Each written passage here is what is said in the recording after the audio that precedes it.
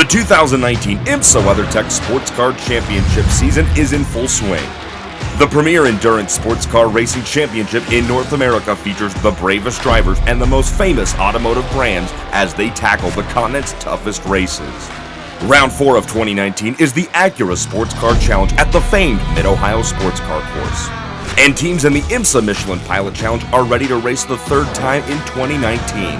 So, fasten your seatbelts because it's time to go sports car racing.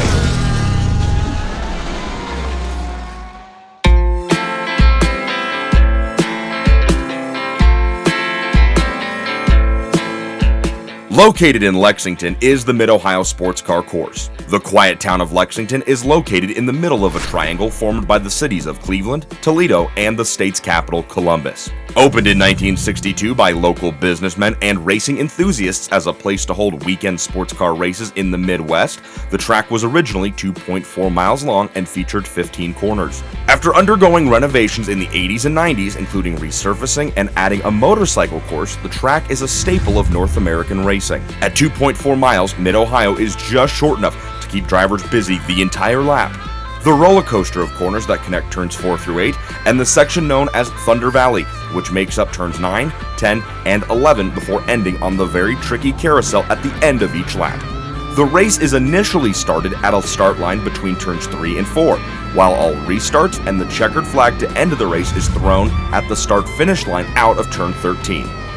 The Mid-Ohio Sports Car Course might be tucked away in the quiet hills of the Midwest, but when IMSA racers show up, the track roars to life with the best sports car racing around.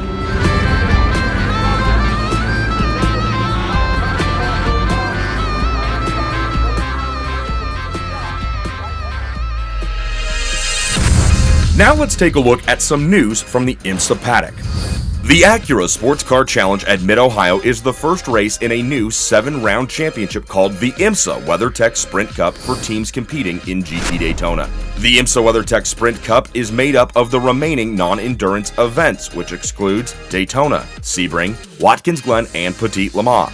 This championship gives teams a relatively cost-effective option to compete at the top level of North American sports car racing. It uses the same point system and sporting regulations as the GT Daytona class uses throughout the standard year-long WeatherTech Sports Car Championship.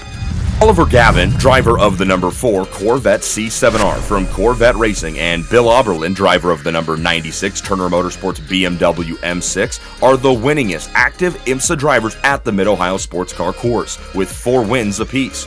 They also are the 2 winningest active drivers in all of professional endurance sports car competition. Oberlin is second on the all-time win list, 2 victories behind Scott Pruitt, who has 60, while Oliver Gavin, who has 48 victories, sits 6th on the list. The defending Acura Sports Car Challenge race-winning number 7 Acura Team Penske Acura DPI of Ricky Taylor and Elio Castroneves enters the Mid-Ohio weekend this year second in DPI points, only 2 markers behind the number 31 Whelen Engineering Racing Cadillac of Felipe Nasr and Pippo Durrani. The Mid-Ohio win last year for Taylor and Castroneves was Acura's first and only DPI win in 2018. It was also the first WeatherTech Championship race victory at Mid-Ohio for both drivers. Corvette Racing is the winningest active IMSA team at Mid-Ohio with a total of 8 victories for the Bowtie Brigade. 3 of the 4 drivers in the team's current lineup, Oliver Gavin, Tommy Milner, and Jan Magnussen, have previous Mid-Ohio wins to their names. Magnussen will be looking for his 3rd Mid-Ohio victory alongside co-driver Antonio Garcia, who has yet to win at Mid-O. A victory here would be Corvette Racing's 100th win in IMSA competition. In the GT Daytona class, 2 teams will make their season debuts at Mid-Ohio. Lawson Ossenbach and Gar Robinson are entered in the number 74 Lone Star Racing Mercedes, while the number 76 McLaren 720S from Compass Racing will make its WeatherTech debut with Paul Holton and Matt Plum behind the wheel.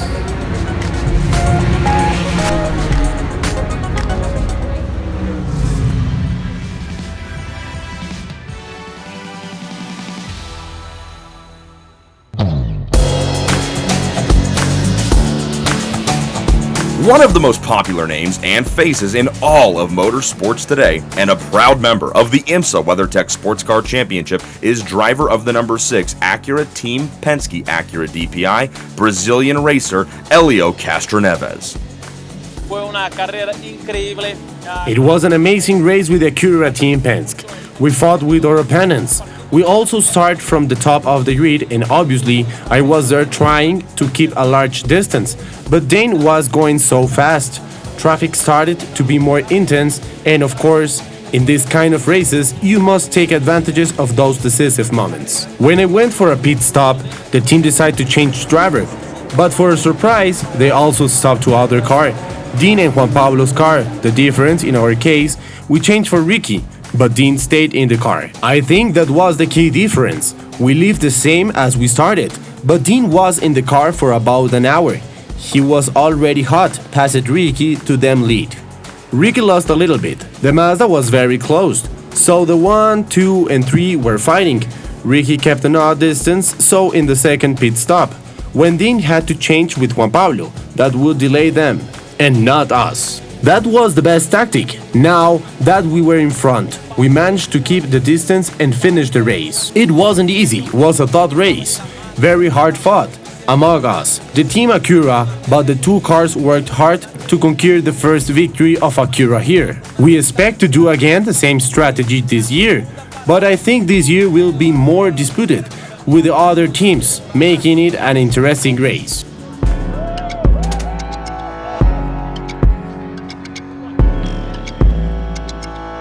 My name is Hugh Plum, driver of the 46 TGM Mercedes-Benz, championship winner of the Michelin Pilot Challenge in 2018. Here to take you around Mid-Ohio for one lap. Here we are, front straightaway at Mid-Ohio, looking into turn 1. Going to go down one gear underneath the bridge, right back to power, trying to get down to that apex using all the track, coming up to the keyhole here, going down to about the 200, hard on the brakes. Double apex as we head downhill, trying to get the car back over to the second apex using all the road again, watching that puddle onto the back straightaway. Thinking about how late can I go into this fast top speed, braking at about the 400, down to second gear, turning down to the apex there, really opening up the hands, trying to slow the car down, up over the hill, trying not to get too loose, turning in early, back on the gas. So flat out underneath the bridge here, trying to brake in a straight line, really off camber here, trying to slow the car down enough to get up over the brow, being flat at the apex underneath the bridge here. Fast left-hand corner here, trying to set the car on its nose, turning in early, back to full throttle, really slow corner coming up here, trying to straddle the seam, then up onto the curbing, flat as you can, and that is a lap at Mid-Ohio. And now we learn from IMSA race director Bo Barfield about the universal language that are the flags displayed to drivers each and every IMSA race weekend. Obviously everybody's seen the green flag, and you know that we wave this to indicate the start of a race. Along the same lines, we also display this after any local yellow area to describe that area which is yellow, which the no passing zone applies to. Similarly on track, if we ever have any foreign substance, debris, oil, parts from a car, this is called the surface flag. So it's a surface condition. There's something on the surface that the drivers need to be aware of. Also commonly referred to, of course, is the debris flag. The white flag provides information also to drivers, which could be displayed in a couple of different ways. One on a corner station to indicate that there's a safety vehicle or a slower moving vehicle on track, or of course at the start-finish line waving to indicate the last lap of a race. Another information flag that we have is the blue flag. We call it the blue flag even though it does have the yellow diagonal stripe. With the yellow in it, that certainly indicates to use a little bit of caution. It is an information flag, which is simply to alert cars that they have, or drivers that they have a faster car behind trying to overtake. People commonly mistakenly refer to this as the move over flag, which is false because it doesn't require action from drivers. The yellow flag, of course, I mentioned before, is to indicate caution at any point on the track. It could be localized or full course yellow, and the full course yellow is followed by the safety car. And the way we increase the alert with the full course yellow is to display 2 of these simultaneously from all stations. Starting races at Mid-Ohio can be very tricky, with the start line being so far down the back straightaway. After qualifying second in the number 7 Acura, Elio Castroneves tries to get a jump on pole sitter Oliver Jarvis in the number 77 Mazda, but ultimately he mistimes the start and falls back to 4th by the opening corner. As Castroneves' teammate Dane Cameron in the number 6 takes a look at the lead, there's significant contact between Castroneves and Ryan Hunter-Reay in the number 55 Mazda in corner number 5 that nearly spins the 55 out. The lead pack of Jarvis in the 77, Cameron in the number 6 Acura, and the 31 Cadillac from Whelen Engineering Racing of Pippo Durrani begin to pull away. Behind them, the rest of the DPI field sorts themselves out as the slower GT Le Mans cars are already nipping at their heels right off the start. Big trouble here in GT Daytona for the number 33 Wins Mercedes of Jerome Bleekemolen over in Turn 2. Bleekemolen shares that number 33 with Ben Keating in GT Daytona, and the team is coming off a strong 5th place finish back at Sebring in March. But unfortunately, after contact in the first hour here at Mid-Ohio, they are already behind the 8 ball. After getting passed by faster DPI traffic, Bleekemolen simply misses his braking point getting into the Turn 2 keyhole and runs right into the back of the number 85 of Misha Goikberg from JDC Miller Motorsports. A rare and very unusual mistake for a driver of Bleekemolen's talent, and he'll have to get that Mercedes all the way back to the pits with plenty of damage to the front end on that Mercedes. Oh, and it's the number 54 Nissan from Core Autosports, driven by Colin Braun, trapped in the sand off on the exit of corner number 4. The double yellow flags will wave, and a full course caution comes out with just over 30 minutes to go here in Ohio. You can see those LED lights flashing red and green on the side pod of the number 54 as Braun is trying to restart the car, which is stuck deep in an area known as China Beach at the end of the back straightaway. And just like earlier with Jerome Bleekemolen, it seems like a very uncharacteristic mistake by Braun as he misses the braking point heading in to a very fast turn 4. Third place in GT Le Mans was decided here as Nick Tandy in the number 911 Porsche attacks and moves Tom Blomqvist out of the way in the number 25 BMW in turn 2 in the closing laps. Here's a great look as Tandy closes right up on the BMW under braking and then uses just a bit of the inside curbing to shoehorn his way around Blomqvist. The last restart of the race came after Braun's incident over in corner 4. Juan Montoya gets a great jump in the number 6 Acura, but it's the Mazda of Tristan Nunez who's left to defend the other Acura behind him, as well as the entire field. The end of the race featured a thrilling battle for the win in GT Daytona, as Jack Hawksworth in the neon yellow number 14 Lexus drives to hit his marks and stay perfect in order to keep Trent Hinman in the pink and black number 86 Acura in his rearview mirrors. Hawksworth and Hinman cross the finish line to see their class's white flag just ahead of the number 6 Acura of Juan Montoya, who wins the Acura Sports Car Challenge in DPI. Hawksworth and Hinman have one final lap to battle it out to decide who will leave with the victory in GT Daytona. Hawksworth does his job and hits his marks and scores the victory ahead of Trent Hinman in the Acura. IMSA WeatherTech Sports Car Championship standings. DPI class. LMP2 class.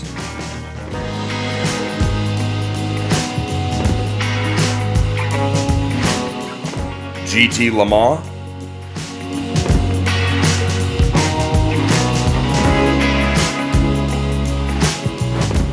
GT Daytona,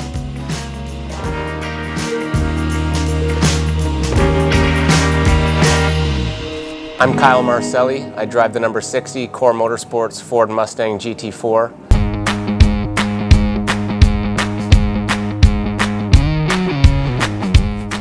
The event wasn't easy, the race wasn't easy, and I didn't know that we were going to win until the last 5 minutes of the race.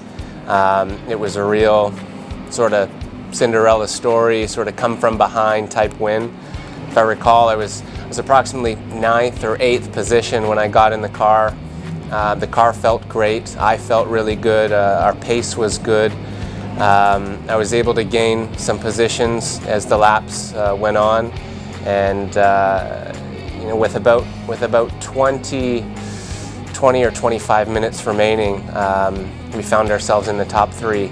I got up on the inside of them going into turn 3, and we were side by side, door to door as we came out of turn 3 and down the straightaway into turn 5.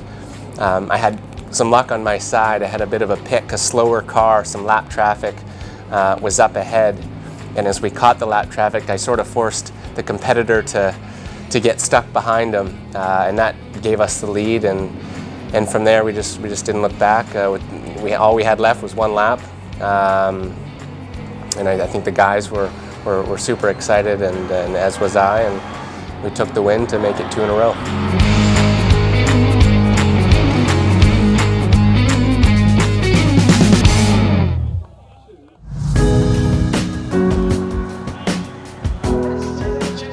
In this week's technical segment, we check in with IMSA Senior Manager of Technical Regulations and Homologations, Jeff Mishtawi. The only change that was made was to the McLaren, but this was a change that's what we call a performance neutral change. So the McLaren had a lot of power and a lot of weight. So its cornering performance was very slow, but its straight line performance was really fast. It would make the same lap time as other cars, but it would do it in a way that was different. So McLaren, in conjunction with the Stefan Rotell organization, the SRO, have developed a new engine calibration for that car to reduce the power so the weight can be reduced. It makes lap time now the same lap time with the same power to weight, but both numbers are lower. The net result of this is that the top speed of the car is more in line with the top speed of the other cars in the class. In the TCR class, there was a global change to the BOP on nearly every platform. So every car has got some power changes or weight changes, some ride height issues. So right now it's essentially a reset of the entire class based on the global BOP level for those cars.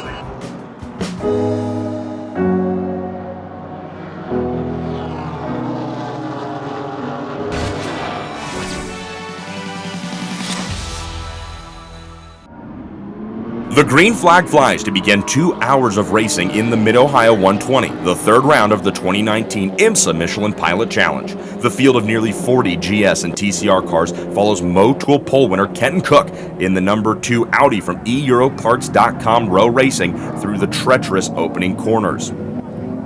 It's just a few minutes into the race here at Mid-Ohio, and we already see a great battle shaping up for 4th place here in GS, as Russell Ward holds 4th in the number 33 Mercedes, but has a hard-charging Robbie Foley in the number 96 BMW right behind him as they head through the roller coasters in turns 5 and 6. Massive contact here for the number 71 Chevy Camaro from Rebel Rock Racing. Oh, that's Frank Depew, co-driver on that number 71, and he is stuck deep in the rain-soaked grass. Depew was making his way through the keyhole up in turn 2, and it looks like he catches his right side Michelins in just a small puddle and ends up completely losing control of that Chevy Camaro. Jesse Lazaire, who started this race in the 2nd position, now has his number 69 McLaren from Motorsports in action out front leading the pack. And oh, there goes the number 57 Mercedes of Bryce Ward as he slides off the track in the final corners just before pit in. The drama didn't stop there as the number 4 Team TGM Mercedes of Ted Giovannis gets shoved off the track when the Hart Racing Honda and the Mark Motors Audi, who race in the TCR category, actually make contact between themselves, and it collects the GS entry of Ted Giovannis.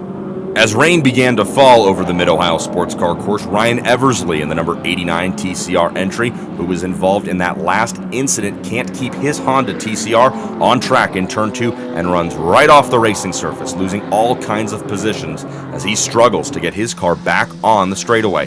Finally, he's able to rejoin, but with some of the landscape from Mid-Ohio joining him on track.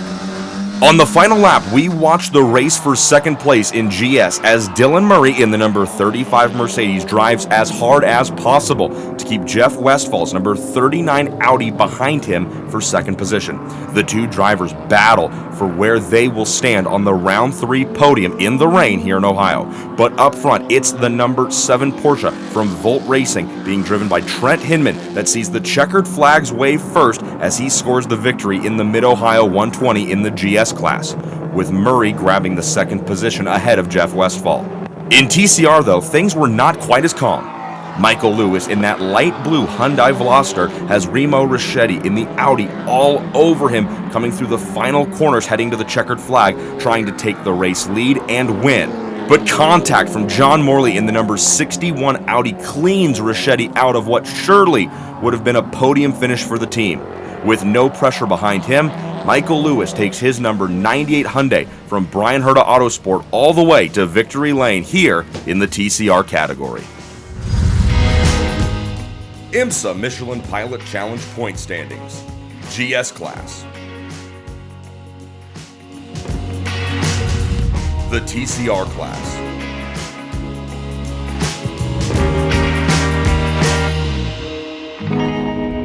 Yes, the veterans say there's nothing quite like Mid-Ohio, and for the rookies, well, they get quite the surprise when they first come here just because of the challenging nature of the Mid-Ohio sports car course.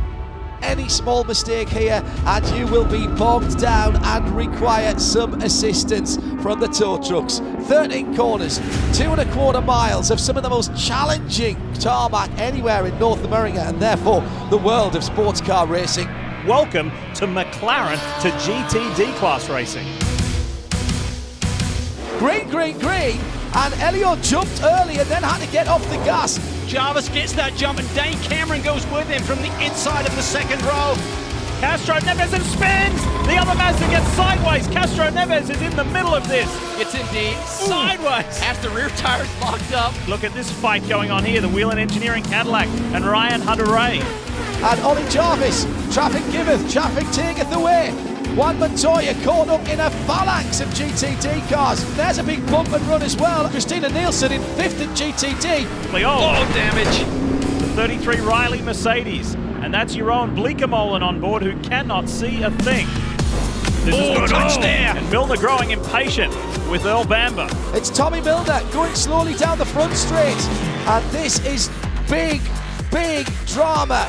Now is the time to pit for the final time. He'll get fresh Michelins all the way around. Montoya just that first half lap able to get a little bit more pace out of his tyres. And that's where JPM is so strong and so much experience. Finally happened for the 66 Ford wheel arch that had gone missing. The rest of the bodywork has collapsed onto the left rear. Just a rare mistake by Colin Brown who went straight on at turn 4 and into the gravel. We're going to go full course yellow. It's all up for grabs in the last half an hour of the Acura Sports Car Challenge. Let's go racing here at Mid-Ohio. JPM got a phenomenal jump on Nunez. He really did. Now it's all about that load through turn 1. GTD, Jack Hawksworth.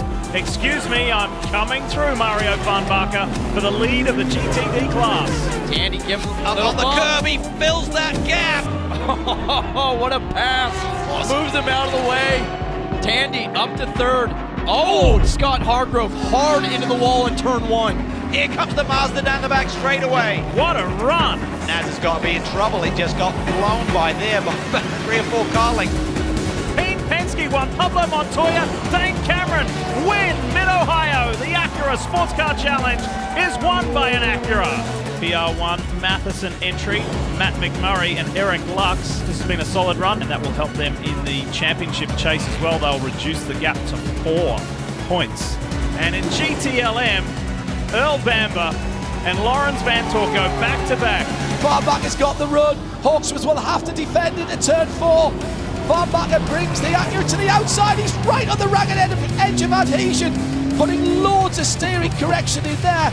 It's going to be back-to-back victories for Lexus, but the first victory in IMSA competition for Aim Vassar Sullivan.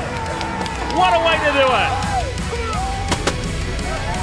We got a first win for Team Penske, and to have Roger here, that's really special. So great to do that while he's in the house, and obviously to do it at the Acura race as well. Drivers, start your engine! A wet and wild weekend of racing is done here at the Mid-Ohio Sports Car Course. Next up, drivers and teams in the IMSA WeatherTech Sports Car Championship head to Belle Isle in Detroit, Michigan for another fierce 100-minute street race. Until next time, thanks for watching, and we'll see you down the road on IMSA, The Road to Racing.